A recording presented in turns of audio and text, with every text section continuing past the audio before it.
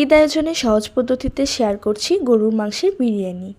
যারা কোনোদিনই বিরিয়ানি রান্না করেননি তারা এই ভিডিও দেখে সহজেই তৈরি করতে পারবেন। প্রথমে পরিমাণ মতো তেলের মাঝে হাফ কাপ পেঁয়াজ কুচি বেছে নিব। পেঁয়াজটা একটু ভাজা হয়ে গেলে 1 টেবিল চামচ করে আদা ও রসুন বাটা দিয়ে আরেকটু বেছে নিব। 8-10টি কাঠবাদাম বেটে নিয়েছিলাম, এখন এটা দিয়ে দিব। 3 চামচ বিরিয়ানি মশলা ও কিছু কাঁচামরিচ। একটু পানি পরিমাণ মতো লবণ দিয়ে মশলাটা কষিয়ে নিব। মশলাটা কষে আসলে দিয়ে দিব ধুয়ে রাখা 800 গ্রাম গরুর মাংস। ঢাকনা দিয়ে রেখে মৃদু আছে মাংসটাকে রান্না করে নিব। তেল উপরে বেশি আসলে হাফ কাপ পানি দিয়ে আবারও রান্না করে নিব।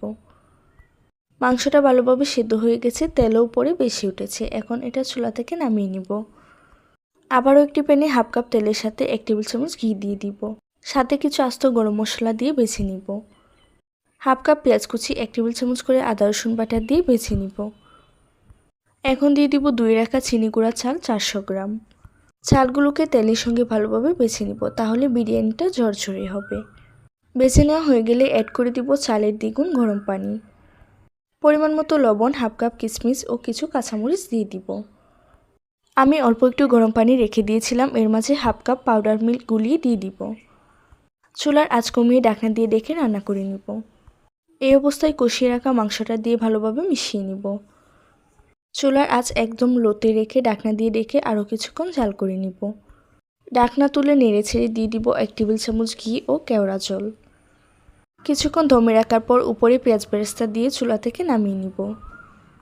5 মিনিট পর এটাকে একটু উপর নিচ করে নিলেই তৈরি হয়ে যাবে দারুণ মজার গরুর মাংসের বিরিয়ানি। ঈদের দিন এই রেসিপিটা ট্রাই করতে পারেন। সবচেয়ে সহজ পদ্ধতিতে শেয়ার করলাম গরুর মাংসের বিরিয়ানি।